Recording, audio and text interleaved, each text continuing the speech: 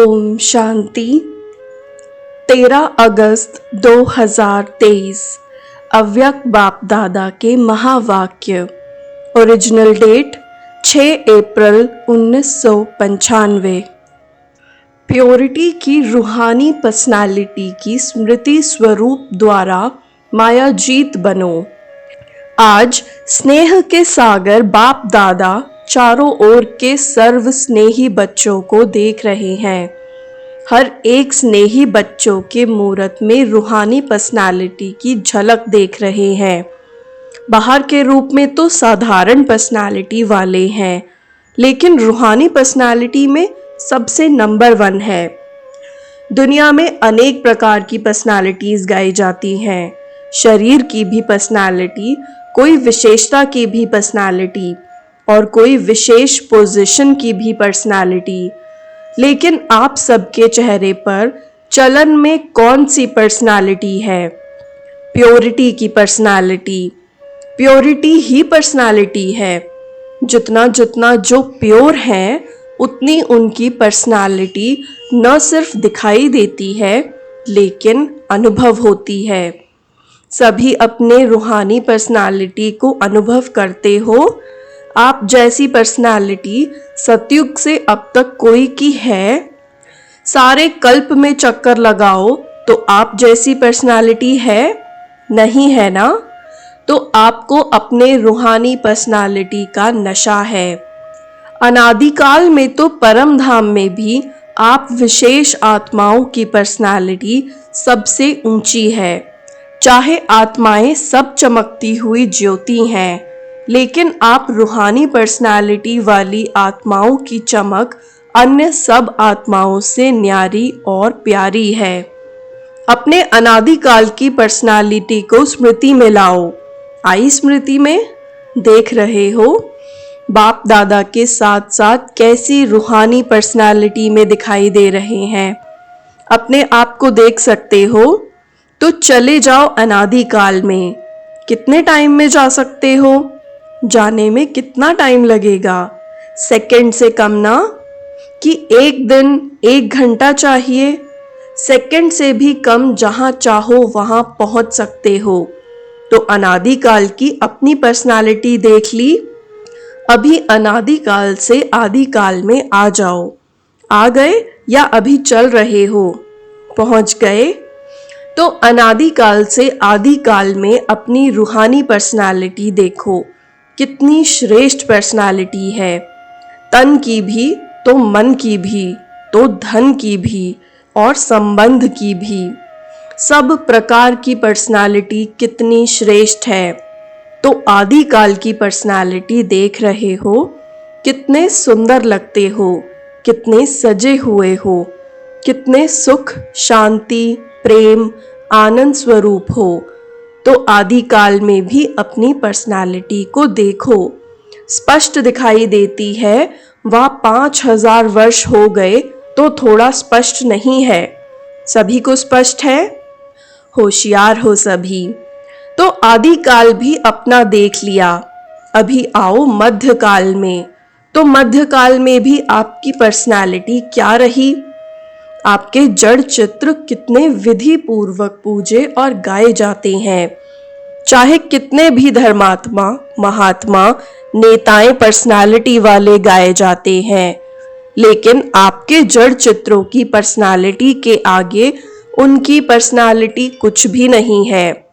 जैसे आप सबकी पूजा होती है, वैसे कोई महात्मा या नेता की, धर्म आत्मा की विधि पूर्वक पूजा होती है?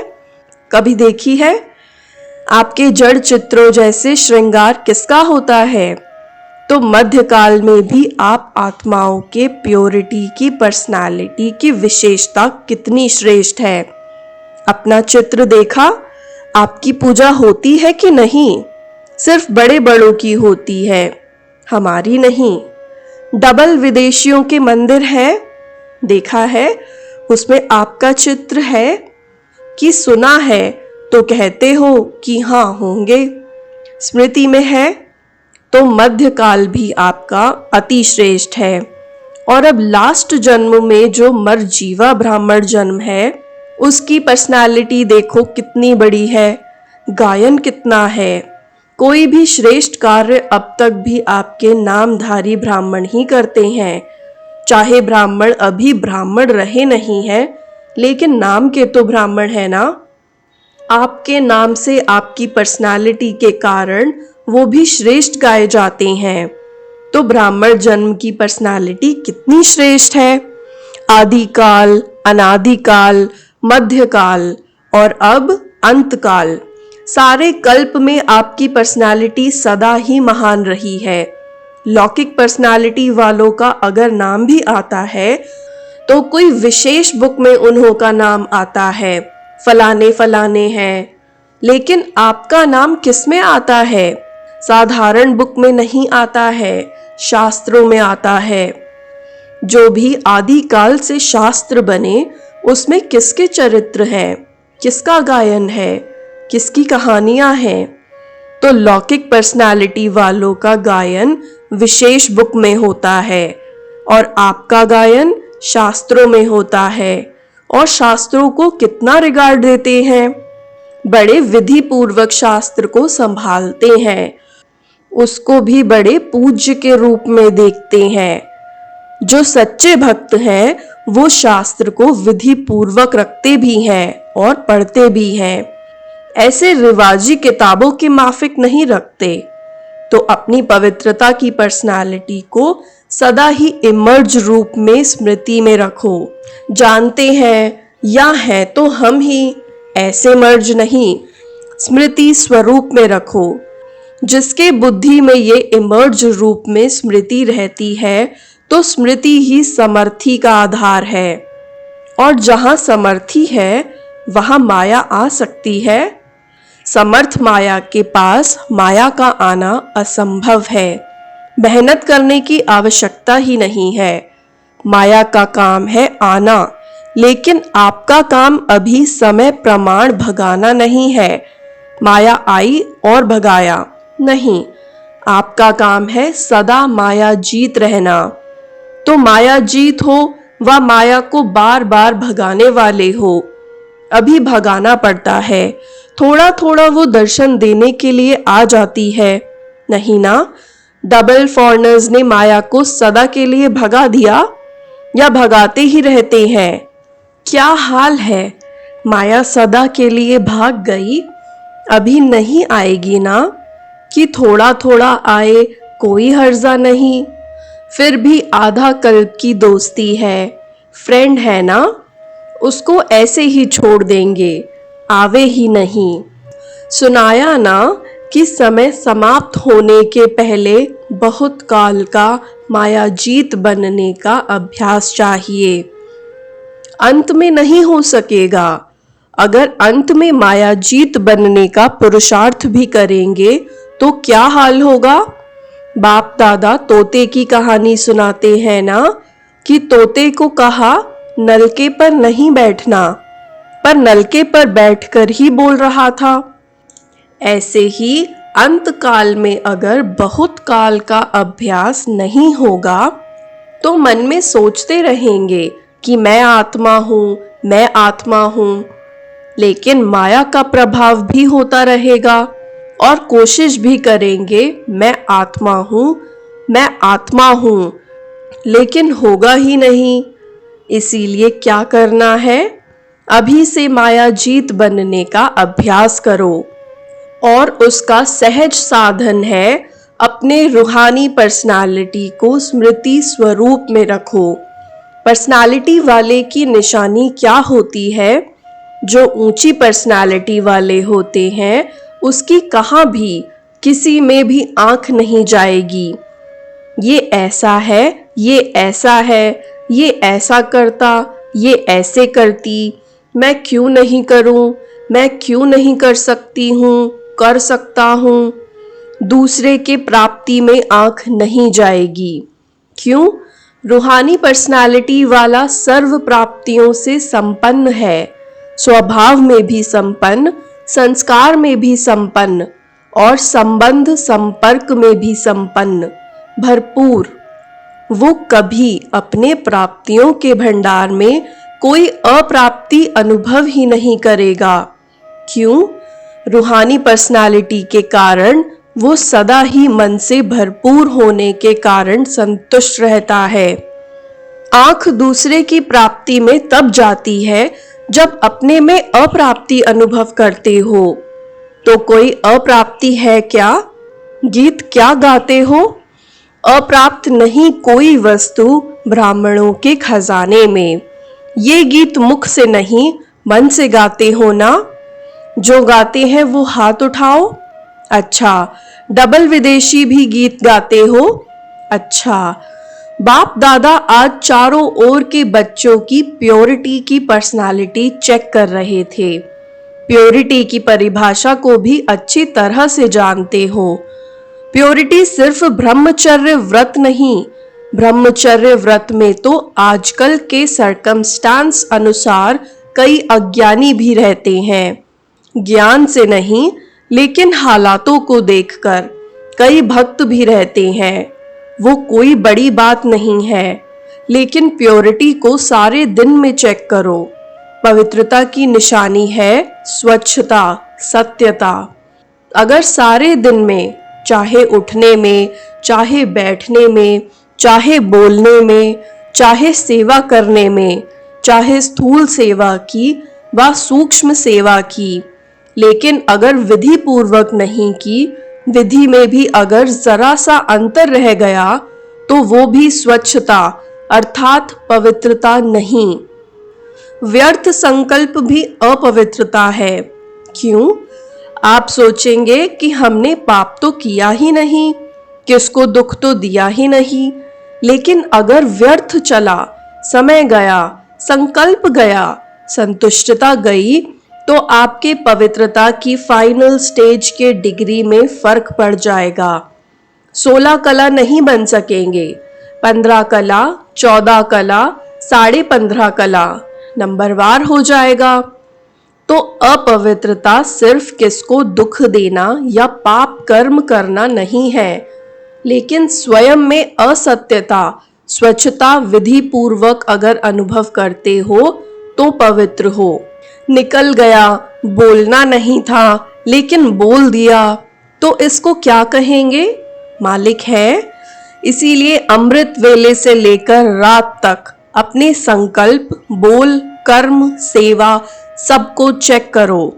मोटे रूप से नहीं चेक करो। अगर मोटे रूप से चेक करेंगे तो देखो चंद्रवंशी को मोटी निशानी तीर कमान दिया है और सूर्यवंशी को कितनी छोटी सी मुरली दे दी है। मुरली कितनी हल्की है और तीर कमान कितना मेहनत का है। पहले तो निशाना लगाते रहो, दूसरा बोझ उठाते रहो, और मुरली देखो, नाचो, गाओ, हंसो, खेलो। तो इसीलिए मोटे मोटे रूप से न पुरुषार्थ का रखो, न चेकिंग का रखो। अभी महीन बुद्धि बनो, क्योंकि समय समाप्त अचानक होना है, बताकर नहीं होना है। बाप दादा ने तो पहले ही कह दिया है कि कोई उल्लंघना नहीं देना।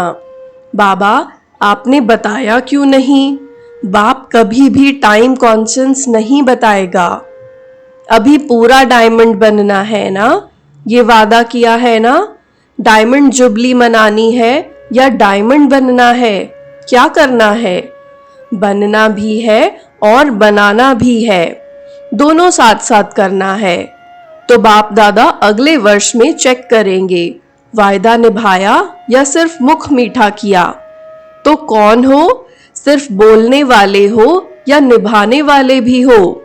अच्छा देखो, टीवी में आप सबका फोटो आ रहा है, फिर बदल नहीं जाना। मैं था ही नहीं, मैंने नहीं कहा था। बनता तो अच्छा है ना। तो जो अच्छी बात है उसको जल्दी करना चाहिए या देरी से? जल्दी करना चाहिए ना। सेकंड में एवर रेडी बन सकते हो, सेकंड में अशरीरी बन सकते हो कि युद्ध करनी पड़ेगी कि नहीं, मैं शरीर नहीं हूं, मैं शरीर नहीं हूं। ऐसे तो नहीं ना। सोचा और हुआ, सोचना और स्थित होना। बाप दादा ने कुछ मिनटों तक ड्रिल कराई। अच्छा लगता है ना? तो सारे दिन में बीच बीच में ये अभ्यास करो। कितने भी बिजी हो, लेकिन बीच बीच में 1 सेकंड भी अशरीरी होने का अभ्यास अवश्य करो। इसके लिए कोई नहीं कह सकता मैं बिजी हूँ। 1 सेकंड निकालना ही है, अभ्यास करना ही है। अगर किसी से बातें भी कर रहे हो, किसी के साथ कार्य कर रहे हो, तो उन्हों को भी 1 सेकंड ये ड्रिल कराओ, क्योंकि समय प्रमाण ये अशरीरीपन का अनुभव, ये अभ्यास जिसको याद होगा वो नंबर आगे ले लेगा। क्योंकि सुनाया कि समय समाप्त अचानक होना है। अशरीरी होने का अभ्यास होगा तो फौरन ही समय के समाप्ति का वाइब्रेशन आएगा। इसीलिए अभी से अभ्यास बढ़ाओ। ऐसे नहीं अगले साल में डायमंड जुबली है तो अब नहीं करना है, पीछे करना है। जितना बहुत काल ऐड करेंगे उतना राज्य भाग्य के प्राप्ति में भी नंबर आगे लेंगे। अगर बीच बीच में यह अभ्यास करेंगे तो स्वतः ही शक्तिशाली स्थिति सहज अनुभव करेंगे। ये छोटी छोटी बातों में जो पुरुषार्थ करना पड़ता है वो सब सहज समाप्त हो जाएगा। अच्छा, सभी खुश राजी हैं या पूछना पड़ेगा? माताएं खुश हो? बहुत अच्छा। देखो कहाँ कहाँ से मेले में पहुंच गए हो। अच्छा चांस मिला ना, नहीं तो डेट का इंतजार करते रहते, हमारा नंबर कब आएगा, हमारा नंबर कब आएगा। अभी तो खुला निमंत्रण था ना। सब ठीक अच्छी तरह से रह रहे हो? बेहद अनुभव हो रहा है ना कि थोड़ी थोड़ी तकलीफ है। बुजुर्ग माताओं को तकलीफ नहीं हुई है? लाइन में लगो तभी खाना मिलेगा। लाइन में लगने से थकावट नहीं होती, मजा आता है। इतना बड़ा परिवार कब मिलेगा? तो परिवार को देखकर हर्षित होते हैं ना। भक्ति मार्ग के मेले से तो अच्छा मेला है ना। और 2 दिन बढ़ा दें कि बस का खर्चा होगा। घर नहीं याद आएगा, नौकरी नहीं याद आएगी। ये भी कुछ नवीनता होनी चाहिए ना। तो ये मेला भी एक नवीनता हुई। नवीनता का अनुभव कर लिया, अभी फिर पुरानी बातें थोड़ी ही होंगी, नई बातें होंगी ना। नई बात पसंद आती है या पुरानी? नई बात अच्छी लगती है ना। अच्छा, चारों ओर के सर्व रूहानी प्योरिटी की पर्सनालिटी वाले विशेष आत्माओं को, सदा आदि से अंत तक पर्सनालिटी की झलक दिखाने वाली श्रेष्ठ आत्माएं, सदा पवित्रता, स्वच्छता, सत्यता की शक्ति से स्व को और विश्व को परिवर्तन करने वाले विश्व परिवर्तक आत्माएं, सदा निमित्त भाव से सेवाधारी बन प्रत्यक्ष फल अनुभव करने वाले अनुभवी आत्माओं को बाप दादा का याद प्यार और नमस्ते। दादियों से, अच्छा रहा मेला, कोई तकलीफ तो नहीं हुई ना। सबके शुभ संकल्प और उमंग उत्साह के संकल्प से सफलता है ही है। यह संगठन का संकल्प ऐसे होता है जो असफलता को मिटा देता है। जैसे किला होता है ना, तो किला कमजोर तब होता है जब एक भी ईंट हिलती है, और सब ईंटें मजबूत है तो किला कभी हिल नहीं सकता। विजय है। तो ये भी संगठन से, उमंग उत्साह और श्रेष्ठ संकल्प से, सहयोग से सफलता हुई पड़ी है। अच्छा लगा और समय प्रति समय और अनुभव करते जाते हैं। पहले क्वेश्चन उठता होगा, लेकिन जो सोचो उसमें सफलता है ही। तो सफलता मुहूर्त का वरदान संगठन की शक्ति को मिलता है। बाप दादा सदा गुड मॉर्निंग गुड नाइट करते हैं। अच्छा, डबल विदेश उड़ रहा है ना। वरदान, स्वराज्य अधिकारी बन कर्मेंद्रियों को ऑर्डर प्रमाण चलाने वाले अकाल तख्त सो दिल तख्त नशीन भव। स्वराज्य अधिकारी बन कर्मेंद्रियों को ऑर्डर प्रमाण चलाने वाले अकाल तख्त सो दिल तख्त नशीन भव। मैं अकाल तख्त नशीन आत्मा हूँ। अर्थात स्वराज्य अधिकारी राजा हूँ। जैसे राजा जब तख्त पर बैठता है तो सब कर्मचारी ऑर्डर प्रमाण चलते हैं, ऐसे तख्त नशीन बनने से यह कर्मेंद्रियां स्वतः ऑर्डर पर चलती हैं। जो अकाल तख्त नशीन रहते हैं उनके लिए बाप का दिल तख्त है ही, क्योंकि आत्मा समझने से बाप ही याद आता है। फिर न देह है, न देह के संबंध है, न पदार्थ है, एक बाप ही संसार है। इसीलिए अकाल तख्त नशीन बाप के दिल तख्त नशीन स्वतः बनते हैं। स्लोगन: निर्णय करने, परखने और ग्रहण करने की शक्ति को धारण करना ही होली हंस बनना है। निर्णय करने, परखने और ग्रहण करने की शक्ति को धारण करना ही होली हंस बनना है। ओम शांति।